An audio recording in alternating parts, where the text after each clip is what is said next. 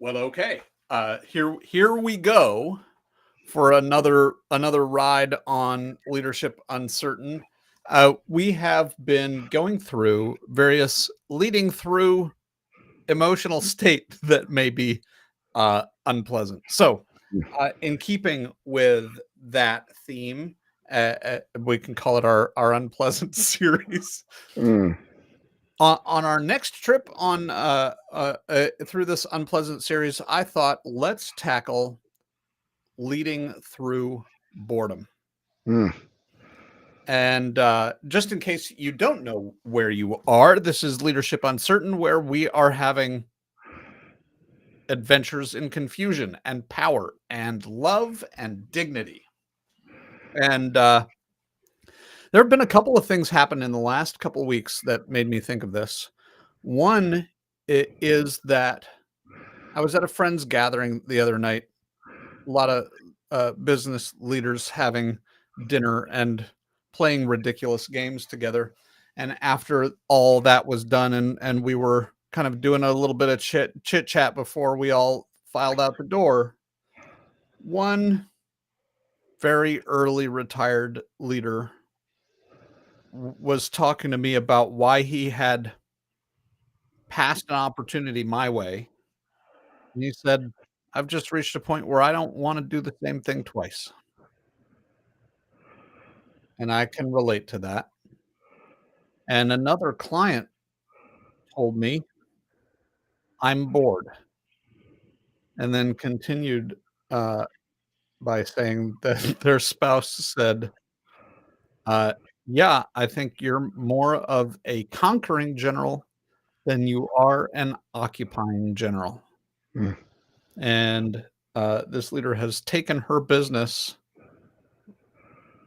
through multiples, gone uh, from 7 figures to 8 and pushing 9, and now feels bored. So, questions that I have for us are, how do you prevent or stave off that boredom? How do you keep things running? Maybe even if you are bored, what do you do about it? Boredom. What a what an interesting state. What an interesting mental state, boredom. I used to say, because I think it used to be true, I don't get bored. And I don't find that nearly as true as I did when I was younger. So interesting conversation, I think, for us to have.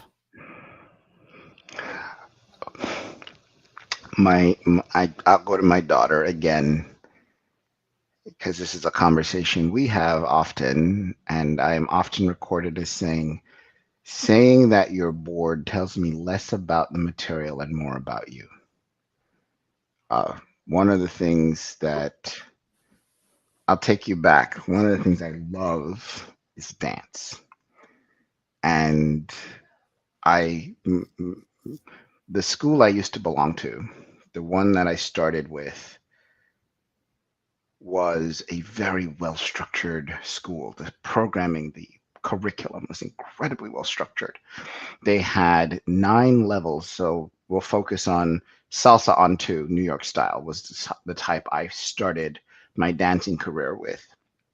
And for 4 years, I went to this school and effectively went through all 9 courses, nine levels of both salsa and bachata, traditional bachata Dominican style, and salsa on two from New York. And what's important is that I was the only student who did level one 20 times. It was a 6 week course, and I did level one 20 times. What happened is I would take level one, and then I would take level two and level one, and then I would take level three, level two, and level one. And I took four, three, two, one. I would take them consecutively every 6 weeks. And after 2.5 years, I was dancing in nightclubs and performing for money. And at one point, the school actually reached out to have me be an assistant instructor. And the reason I say this is because level one is 6 weeks, and they teach 4 skills and have 2 weeks of review.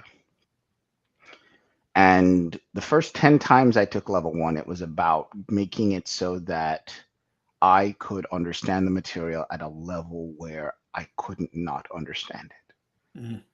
But then the next 10 times I took it, it was because it became what was nuanced in the weight transfer. How could I master and perfect every body movement that was available? And what I became aware of is that novelty, if you are seduced by it, brings you away from the capacity to truly enjoy mastery. Not to say that novelty is bad. Mm. Novelty is important because we are able to test new boundaries, but where you cannot go up or out, you can go deep. Mm. And so there is something that is wonderful about really settling into a craft.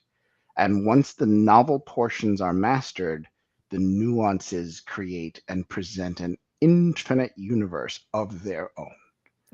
A universe of Their different own. novelty, even. Yes, okay, sure. And now you're no longer worried about where do I put my feet. And now you're interested in how can I make this the smoothest and most natural movement. So I move from being a student to being able to look and feel like water. Mm. And this is something that becomes possible in dance as it does in migration or in writing or in whatever it is that you are inspired to do where novelty is at odds with mastery. Yeah. Well, speaking of water, as you were talking, I was reminded of the, correct me, Buddhist Okay. idea that before enlightenment, chop wood, carry water. Mm. It's a After very Buddhist enlightenment, concept for sure. what's that? It's very Buddhist. It's a very Buddhist concept for Yeah. sure. After enlightenment, chop Chop wood, wood, carry carry water. water. Yes. It's just that the experience is going to be different. And so I I I'm very intrigued by what you're saying. I also, I've been thinking a lot recently, I think because of a podcast that I listened to about being present. And um I think one of the things that occurs when a couple of things that occur when I find that I am bored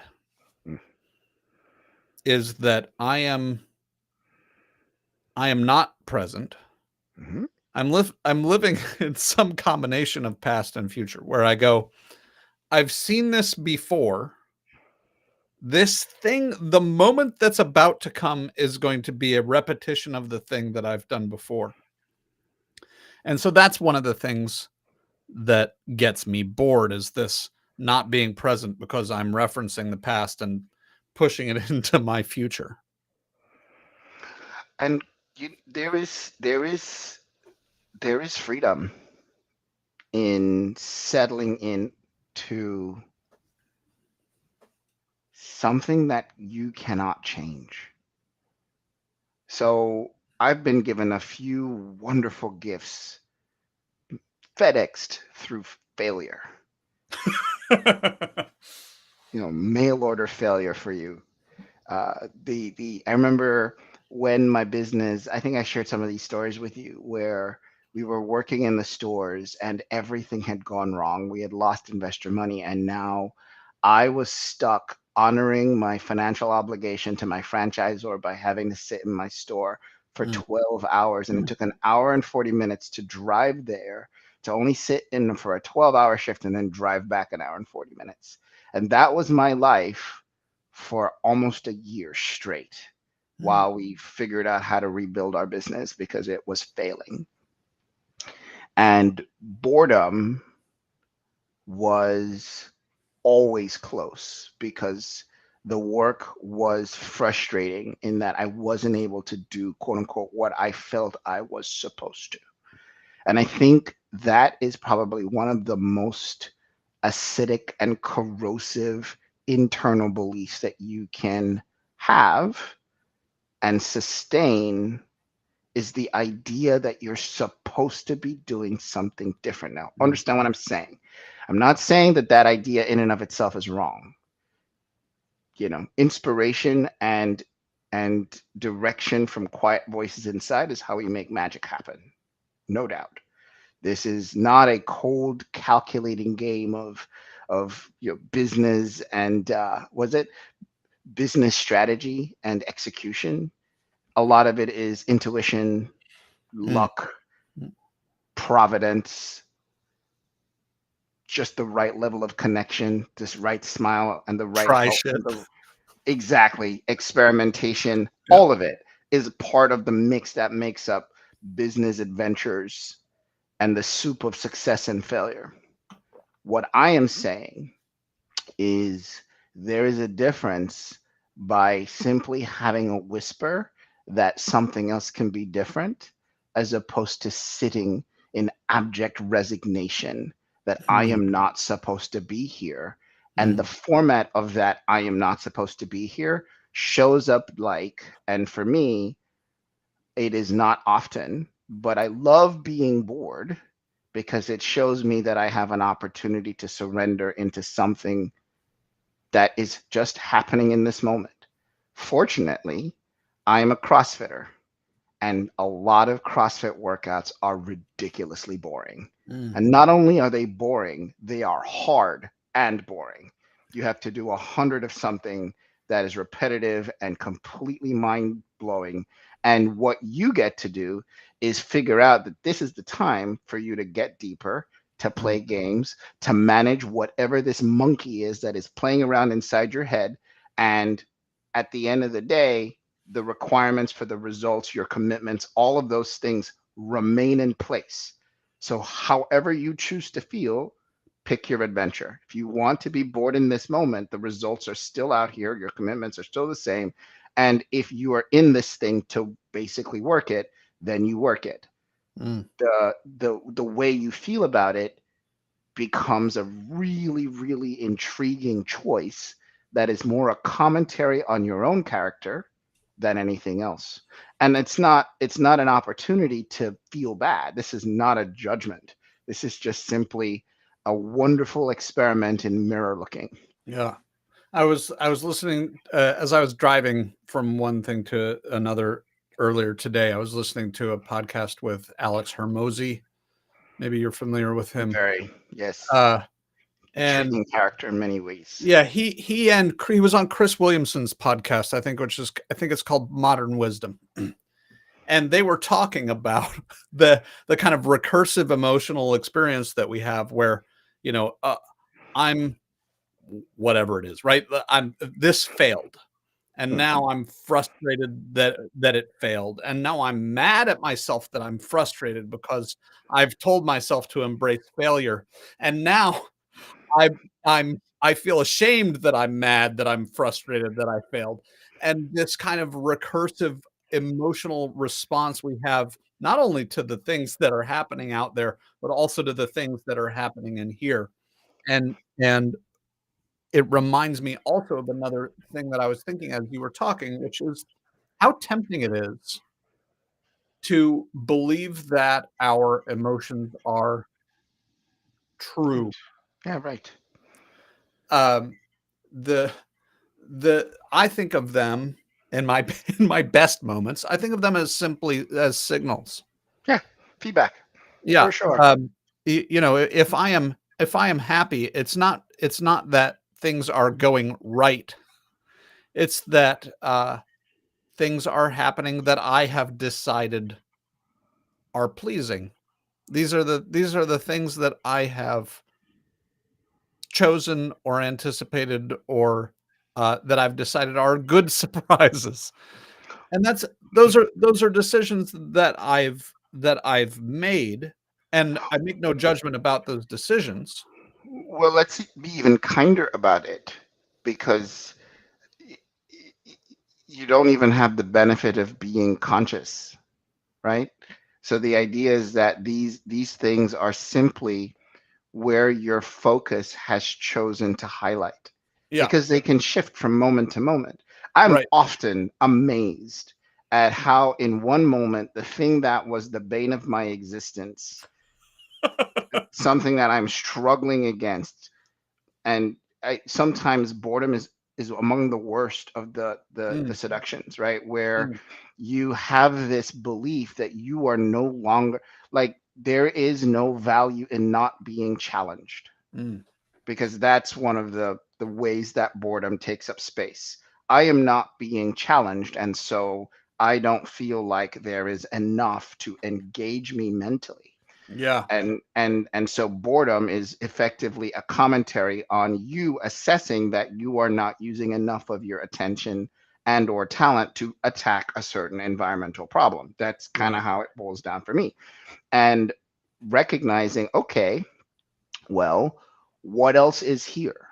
What other games can be played? What other ways can we work to find depth, interest, intrigue, dynamicism in this activity moment that we have becomes a potential opportunity for us or not? The other thing I was going to say was, and you articulated it so well, is how to make one problem into four. Is make the mistake and then feel bad, then feel shame, and like compound all the things that you should be in not accepting the thing that is happening. I invite people to feel what it feels like to be bored. Mm. Just Oh feel it. man, there's Just so much. sit in it. Yeah, And there's so much what's value in that. Oh yes, and you're doing the 200 push-ups, or you're writing the essay, or you're sitting down waiting for your child to get on stage, or you're watching something that somebody has invited you to be a part of, and you figured out very quickly that this is really not for you. Yeah. And now we sit. And I'll tell you, one of the can I share a story of one of the most transcendent experiences of boredom that has changed my life? What if I say no? Well, then I will move on and I will not be Please heard. share your Okay. story. What I was going to say to you was my daughter invited me to go watch this movie. And this movie, when I sat through it and observed, ended up being one of the best business conferences I'd ever attended. You told You me know where about I'm it. going, but I'm Yeah. gonna not ruin it for the rest of the people. No, So let me tell you what was amazing about I this still business haven't watched it, conference. and now I'm That's okay. remembering I need to go watch I this. forgive you. I forgive you. So this business conference teaches its watchers about public speaking, about crowd control, about engagement, about positivity. It teaches about how to be at one with the moment, managing contingency, using teamwork, being able to manufacture an experience for 50,000 people at the same time, how to market, how to promote, how to engage and enrapture and inspire. And I sat transfixed when I decided to no longer resist watching the Taylor Mm. Swift movie. I decided I'm going to be here for 2.5 hours. What would need to happen for this movie to be the best thing that's ever happened in my life? And I sat and I watched it from a very different point of view. And when I saw, okay, I don't really know the songs and I don't really like this kind of music, but that's okay. What's possible here? I began to see so much more. I saw the details of all the cuts, Mm. the people behind the scenes, the backup dancers, and how they were all working together. I saw the sets moving, and I saw, oh my gosh, there are structures and checklists and people and processes and logistics that if I had a fraction of what they were able to do in my own business, what would be possible? And I Mm. saw possibility. And so that 3.5 hours spent looking at that screen became one of the most instructional experiences of my life, brought to me by simply sitting in boredom. And stopping the resistance. One of the things that occurs to there are a bunch of things that occur to me in what you're saying. One thing is, I imagine that your brain gave you lots of invitations to have the response to this movie. I knew it. right? I knew I wasn't gonna like this music. Mhm. I knew this was gonna be a teeny bopper thing. I knew the audience screaming at the top of their lungs and singing these bad songs badly was gonna Mhm. be obnoxious and hurt my ears. I knew it was gonna be too hot. I like all the things. You had so many invitations, I'm sure, because or at least I imagine I would have You're to not say wrong. I knew it. Yeah. And and instead you said, "Okay, what is here for me?" And that brought you present instead of living in the future. Um, it reminds me of when I moved to the Bay Area after college, and I lived in Oakland, California, and I got a job in, is it Orinda? Someplace on the other side of a tunnel.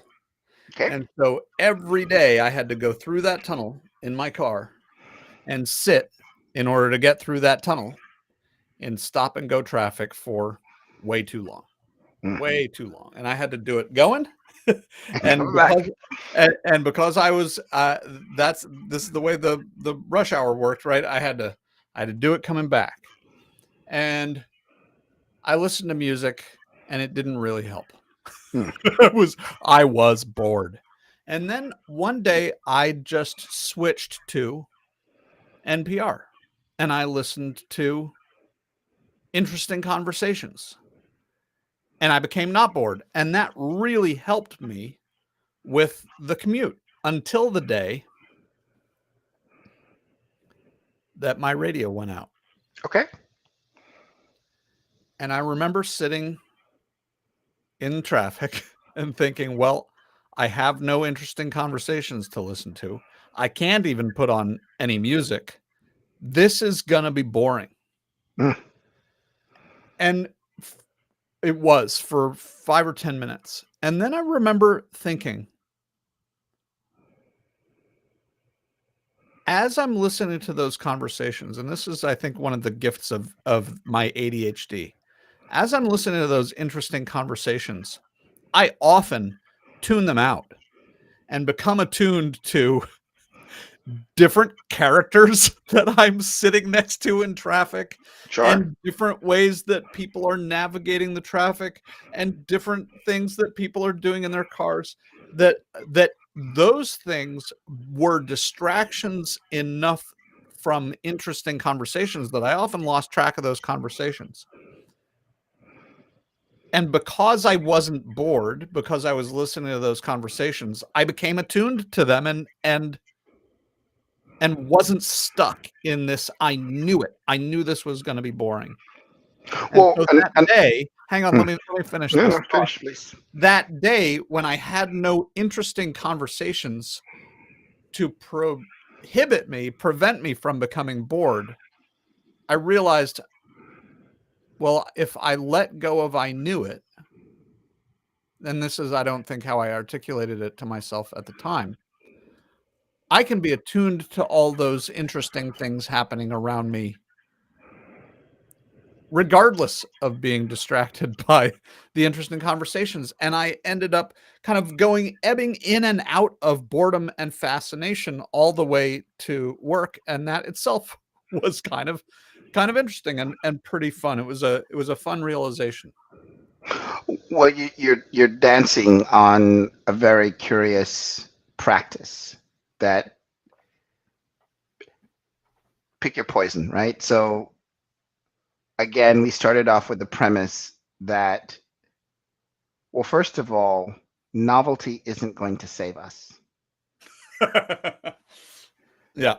I've learned that the hard way, having destroyed so many important parts of my life because I was seeking to be different, to be extra, to be Mm, novel mm, in many domains. And that doesn't mean that we don't get to strike out in ways that we are inspired to create value in things that don't exist. I believe strongly in innovation and in mhm, creating things that have not yet existed or have not yet existed in the domains that you wish to play. At the same time, I'm old enough to appreciate that Novelty is not here to save us. It's not like you're going to have all your problems solved by the next new AI, or because you learn that one skill, or because you make the next 10 times what you made last year, Mm, that the complexity of your life will end up quelling the unabiding insufficiency that we all face on the edges of our darkest thoughts. mm, And so, what I've come to appreciate is that boredom is a gift, like all these other practices, all these other states are gifts. They're gifts that teach us to pay attention to where we are. There are things that you can do to diffuse boredom until you realize that boredom is not here to be diffused. Boredom, it doesn't even really exist. It's a state that you are also projecting. Is the realization that I've come to after my 125th wall ball that I have to do in a set of 150. And I've just been doing squats for 20 minutes. Here we are, just doing more squats. And then you realize, oh my God, I'm feeling my body. I'm breathing. mm. And when I can't look at anything outside, or I don't have a thought that's interesting, or I've run out of what feels like oxygen because my body is completely destroyed from this workout or from whatever it is I'm doing, I still have this breath and this insight. And when I don't have interesting things to think about anymore, I realize that maybe that's not the tool that's necessary. Maybe interesting thoughts are not that interesting. Right. And so all I have left is this next squat or this next spreadsheet or this next. I mean, again, remember, I do data migration. You want to talk about boring work? Oh my God. This kind of stuff that people would cry tears or rather cry blood if they could choose to, because it can be absolutely mind numbing until you realize, wait a second, there's fascination in the entire story of a company based in this detail, in this data that has to be perfect. And you can play with it in ways that it can come to life if you let it. If you let it. And so, again, the premise I come to is this: you recognize, or I recognize, and speak for myself, I recognize that feeling bored is not wrong. It's not a commentary that I have failed in any way. And I get to give myself grace for feeling bored. I get to also give grace to people who don't find things as interesting as I do, because being bored is also related to being boring. And that's okay too. Yeah. Well, And you settle into both. Go I'm ahead. reminded of the conversation that we had when we were talking about leading through anger. Mm, And one of the things that I took from you in that conversation was you said it, it's one thing, and this isn't exactly what you said. It's close enough, I think. It's one thing to be angry, mm. and it's a different thing to choose Or that to feel anger. I I have or I feel anger. Yes. And it's tempting for us to say, "This is boring." Hmm. I think that's probably the lowest level of effectiveness and agency that we have in response to our circumstances. Hmm. It's another thing to say, "I am bored," Okay. I'm and tracking with then you. still another level of agency to say, I am feeling I have boredom." I feel And boredom. yeah, and now well, what would it take to feel something different? There And you go. There one it of the is. things that I think, is true of all of our emotions, as I mentioned earlier, is that they are a signal. And if we're experiencing an emotion we don't want, well, then it's a signal to address the moment differently. So let me now we're at minute 34. Let us answer the question you posed at minute one. But who's counting? You asked about leading through boredom. Mm, So much of leadership is first grounding yourself to what you want other people to emulate and be inspired by. yeah. I would tell you that the best businesses that I have ever run have made boring money. Because what happens is the intrigue and the excitement of consistent income Mm, is overrated. mhm. We love to have the idea of being able to create steady, focused, well earned, well developed, well justified, contractually secure funds, revenue for our companies. Because it's the stuff that we can borrow against, it's the stuff that we can plan our lives on, it's the stuff that we can basically begin to plan for retirement, etc. Nobody wants, well, let me be careful. I have met few people that have said, you know what, I can't wait to have a completely erratic business life in which I make completely erratic money. Because that's effectively what you're asking for excitement in finance and revenue. It's a big part of what I spend my time at. Now that my business is keeping itself afloat, I Mm, spend my time and attention largely on, okay, well, how do we take the rise and fall out of this? volatility. Hmm. Yeah. So we want nice, boring money. We want nice, boring revenue. And what I'll tell you in leadership, for me, that is comes in a couple of different ways. It comes in a couple of different formats. One is recognizing and appreciating that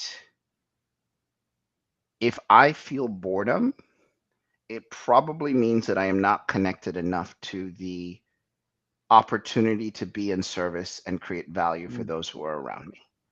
Because Yeah. I have never felt bored when I am serving other people and seeing them being more alive. Very interesting. So one of the what comes up for me as you're saying that is that it may not be the job, for instance, right? If we think to these two leaders that I began our conversation with, the one who said, "I never want to do the same thing twice," and the one who said, I'm a conquering general, not an occupying general." It may not be the job that needs changing so Mhm. much as how am I doing this job? Sure, sure. Right? Um, I think about I think about my job. I've had a lot of jobs in my life. None of them, few of them have I kept more than a couple of years before I start to itch until this job. And one of my favorite part of this job still is going and doing workshops that I've done again and again and again for 11 years. And it's a bit like stepping into the proverbial river, right? You can't step into the same river twice. Part of that is the way we've designed our workshops is these are not this is not training on rails Sure. by any means. And then that gives me the freedom to respond to whatever's happening in the room. And whatever's happening in the room, because humans are so idiosyncratic, Mm. what's happening in the room is different from time to time. And who you are is different. And what you need from me as compared to what the person next to you needs from me is different. And so serving humans to me never gets boring. You hit on, so this is what we're articulating. I've now done, I'm probably pushing 800 migrations personally. Mm. That's a I did that's a I lot of did migrations. two of them. I did two of them today. And what's interesting to me at this point is I love teaching the theory that we've come up. There's IP in our company now where there's a very particular way we handle things. And I was teaching some of the new hires that we have about how we do what we do. And we have very, systemized training and videos and all this stuff. And I watch them and I go, wow, that's so interesting. Even though it's the same concepts that we've been teaching for 10 years, I have gotten better at thinking about them Mm. and talking about them in more synthesized, more meaningful, more impactful ways than I ever have before. And it's like the material isn't changing. It's I am becoming better at interacting with how we do this. And Mm, we have been hit with so many variations of what's possible and nerve-wracking and dangerous and terrifying, and we love when things just line up and go, mm, but we also love when they break and they push us, and we learn so much about the mistakes of our underlying assumptions, but we had to do 2,000 of these before we got good enough to begin to now focus on the nuances. Like, we don't even need to care about the steps that people focus on anymore, because those are so baked into the software that now we're focused on the nuance. And and for me, having to be someone that gets someone else excited about certain parts of the process, ev- it brings a different level of freshness mm, to something that I have done hundreds of times and led thousands of times. And when we have sales calls, there's so much fun that we get to have, because we tell stories and jokes and we learn how new people are having old problems, but we can't solve their problems exactly the same way, even though we're using exactly the same methods. And to mm. your the same point, you teach people in a workshop environment. We support people with software and services, and the process is so similar because, again, I don't know, there may be some just congruence with the fact that if you're going to be a leader in the space, your feet are in the dirt and there is something that is holding you as passionate.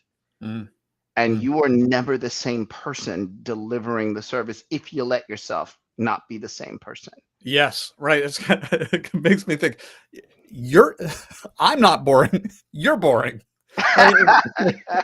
Right? It's like the the you said the migrate and I'm not remembering it exactly, but something struck me when you said the migration hasn't changed or something hasn't changed. I have changed. Yes, And I've clarified. I've gotten that is older. a big part of what I find it, relieves my boredom is my addressing familiar circumstances from a new position, a new place in me. Can I just break 1 second? And I think I shared with you, I learned how to speed read when I was 17. And one of the things that the teacher who was teaching me to speed read, he focused on, he said, there are no boring books. There are only bored readers. So one of the exercises he would make That us do, really challenges a lot doesn't of it the though? experiences that I've had in Yes. decades of reading. Oh man, put that in your pipe and smoke it, right? Yeah. So what he would have us do, the exercise that he would have us do, is he would say, "Hey, let's play a game." So the game he would play is he said, "Go find the most boring book in your library. Wow. Take it and open it and sit with it. Go to the front page, go to the back page. Go to the place where it tells you the production notes and the author. Sit and imagine the author. Sit and imagine the author. Mm, Sit and imagine the author. Now step in and put the author's skin on you. Be in the author's mind. Imagine that you are so excited to get this information out as the author, and read the book as if you were the author writing the book. Play that game and see what happens next. That's the exercise he would put us through. wow. Right. This is, I mean, it's that is not the story I thought you were going to tell. I've heard a few stories about speed reading, and I hadn't heard about learning to speed read, and I hadn't heard this one before. And of course, now I'm like tempted to look back at my bookshelf. Find your most boring Um, book and see. yeah, I don't really have boring books, uh, Well done. though I certainly have read books that I found to be boring. And what an intriguing right? It's a way of saying that book's not boring. You're boring, Well, right? and see for yourself, right? So Yeah. if you could play a game, and again, he's always about playing games. Put yourself in the mental state that Mm, because one of the things he would have you play with, he would have you play with the 5 levels of energy as you rate. So he'd have you physically interact with the book in such a way that you are built for speed. Where you're sitting, how you're sitting up, what light mm, you're using, how you're turning the pages. That was all part of the exercise. He would say things like, okay, what kind of music are we listening to? So that we have the ability to not have other competing ideas blocking the words that are supposed mm, to be entering our minds. And then he would have us tap into our emotional state. So he would say, okay, what kind of emotion would you need to be in depending on how fast and how deeply you need to understand this material? Could you? And he would get a little weird. That's fine. It worked. So what he would say is, can you imagine yourself needing to read this book as if the next page had the meaning of your life on it? Could you read this book such that how fast would you read if you knew that the answer to your mother's cancer was on the next page? How fast could you read or would you read, and how much would you absorb this information if you knew that at the end of the chapter everything you have been working for the last 10 years will have been validated, or yeah, that you right. can find the person that can make you whole, or It's a that you can have. completely different state. So what he would have you do is play with your emotional state such that you get absolutely focused and locked in on whatever the objective was.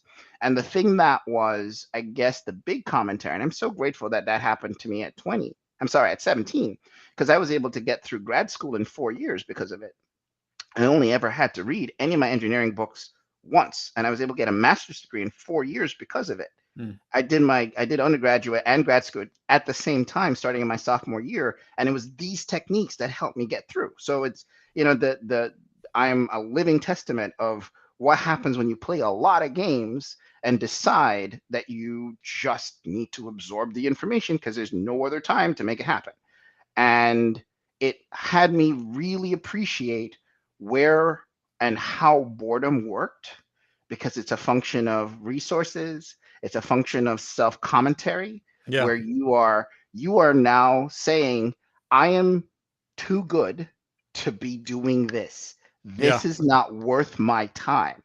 And that might be true, but for the time that you have to do whatever this thing is, what other games, what other effective mechanisms are available for us to metabolize this experience so that as we get through it, we can find the meaning of our lives in this moment from this thing? It's very easy, I think, I'm kinda having a new thought, which is that we use the word circumstance and context interchangeably, and and an articulation that's emerging for me in this conversation is that context really is different. Hmm. Circumstances, part of context, right? It's Sure. all the stuff we're surrounded by. And I'll tell you a story that illustrates the difference, I think, of context. Eh, I'm not a big rageful guy, and I got anger. Anger happens, Sure. right? Um, I don't often raise my voice at my daughter, and I certainly don't raise my hand. And yet, I learned in the last, I don't know, last year or so that whatever is the intensity that comes across me when I am angry with her was scary. Mm. And so I said, "All right, I'll work on it, kiddo. Like, I don't want you to be scared at any point. You know, I may not be happy with all the things that you do, and I don't ever want what you do to be something that leads me to be frightening for you." And what I expected and kind of told myself I was going to do about it is I was not going to particularly express my anger to her, right? Okay. I was That sounds not very going interesting. to I was not gonna permit intensity about these things, in that same way that I had been doing. Okay. And what I've found has happened, though I think I did that for a little while, the very same things that had me angry before, I now have simply accepted, Okay. and I'm not angry. I may tell her, "Yeah, I don't want you to keep doing this. This doesn't work. Here are the reasons. What kind of commitments can I get from you?" I have actually made a change in how I receive those things that I never would have anticipated would have been possible, and probably a few years ago would not have been possible. And what I think is so interesting about that in the context of this really is that the circumstances have not changed. Her behavior, for better and for worse, has not changed. The whatever I'm in a hurry about that she's slowing me down to get from getting to, that's still there. All of the external ingredients remain. What's different is the context that I bring to it. Let me articulate that a different way in the way that I metabolize it, how it shows up in my life even. Yeah. Circumstance is what is happening that is tethered to reality. Context, from where I sit, is what we make it mean. And so in my world, I am learning how to make stuff not mean stuff anymore. Right, and I think boredom is part of that too, right? It's like, Yes, okay, absolutely. if this means I am threatened, then I am angry. If this means that I am in an endless cycle of stuff that doesn't matter, Non-productive then I stuff am bored. that is devaluing who I am as a person Yeah. and is undercutting how I'm supposed to be contributing to the world, that shows up as boredom. Been there, done that is a Yes. story. It's meaning that we are making. Uh, Yes. we've spent most of this hour talking about how we respond as leaders to our own boredom. I'd love to turn, even if just for a few minutes before the hour is up, to what if our team's bored? Okay. That is also my responsibility.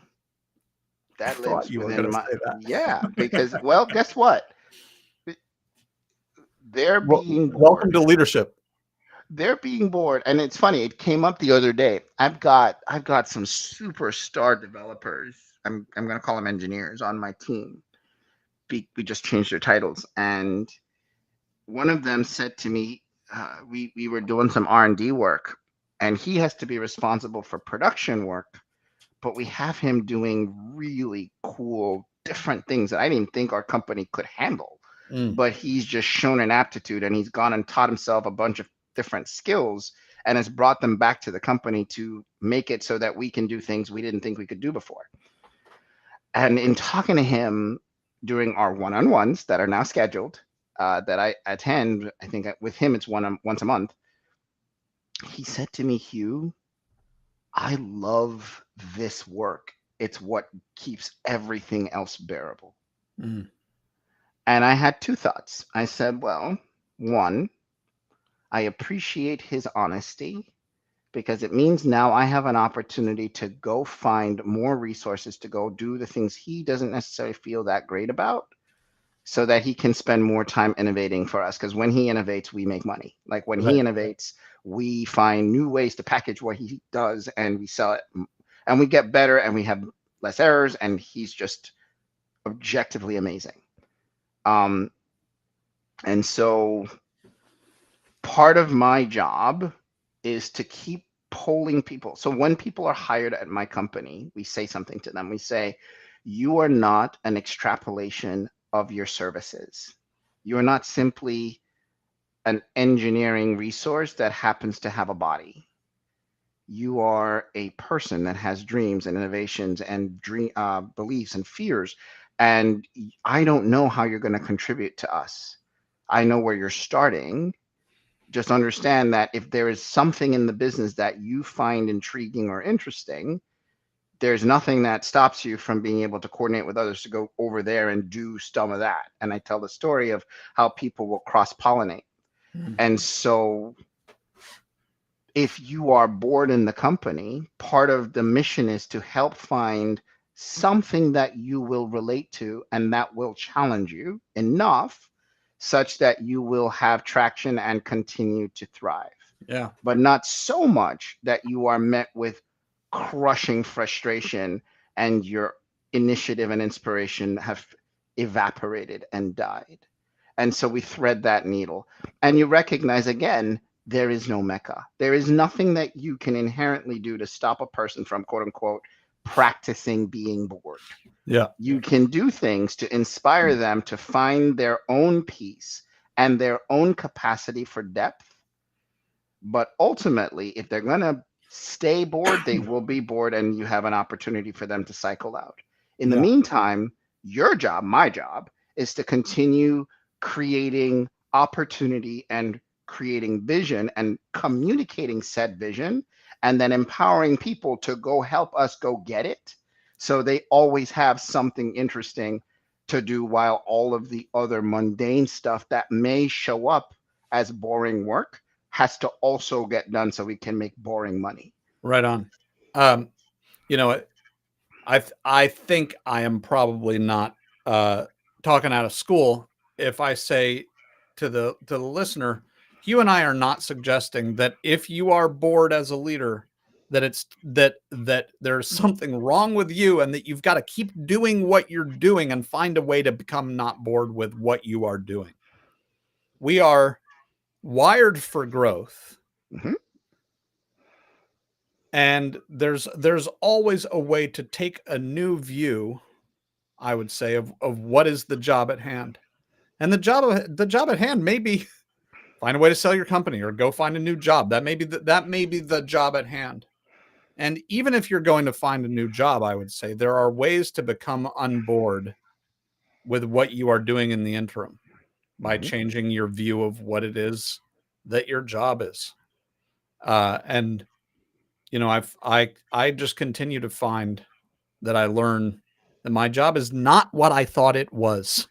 It's not just that I evolve what my job is. I evolve my understanding of what my job has always been, such that I become more powerful in addressing it. You point to a very, now it's obvious to me, but I appreciate having to take an hour to get here. The thing that boredom robs you of is the recognition of a universe of possibility, Mm, and recognizing and appreciating the boredom for what it is mm, reinvites it. So, to your point, where a person can literally approach the challenge from any angle, whether it's change the stimulus, change the situation, change the context, change the outcome, change your view, change your perspective, change your team, change your job, whatever you want to do or can do, all of it is possible, and you are not stuck. And mm. that, I guess, that's the big idea, is that a lot of times boredom is a feeling of stuckness, and you you can sit in it without resisting it, recognizing that you feel it, but it is a context, not a situation. It is not a prison. It is I just love it. simply a state. And I'll leave it there. What that inspires in me, and then we can wrap it up here, is that I think as long as we feel a victim to our circumstances, whether it's about being bored or whatever, we are powerless. I'm reminded of the expression, wherever you go, there you are. Mm. And what occurs to me in this moment is, it's so much easier to find a new job when you have a job, right? As soon as you're unemployed, eh, there's a stink on you, right? And it's harder to get a new job because you just don't look as appealing, regardless of what the truth may be. There are things that happen internally, and there are ways that you look that make it harder. I think there's some very similar thing going on just in kind of the way the universe responds to you and the way you respond to the universe, the way I respond to the universe. If I feel trapped in boredom, it's like looking for a job with no job. The minute I can go, all right, that's just a context. That's just a story I'm telling about my circumstance. Then my boredom can become a platform. creative platform from which to launch into whatever is next. Whether what's next is to just recontextualize the job that I've got now, or to recontextualize and reimagine what my company could be and could become. And you and I have had conversations about each of our companies kind of taking the next iteration. You know, my client who is the conquering general, you know, it may be that her next job is to ensure that her lieutenants are ready to take over the empire that exists so that she can lead an army into the next frontier. Even maybe without selling the current operation. Yeah. Right. I was gonna share with you one last comment. It was 2021, and my staff and I made an agreement that I would be taken out of production, not because there was some repetitiveness, but we made the justification that I needed to be in other places in the business. So they got me out of production. And as soon as I was free from production, I went and developed a brand new process and came back and gave them more work. And so the universe of possibility exists when you can see it, and there is no shame in feeling the boredom that might come up, as long as you've don't make it into a third problem. You don't make your problem into a problem.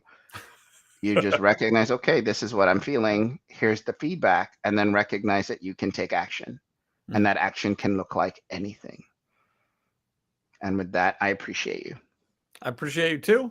And I appreciate y'all for coming along for the ride.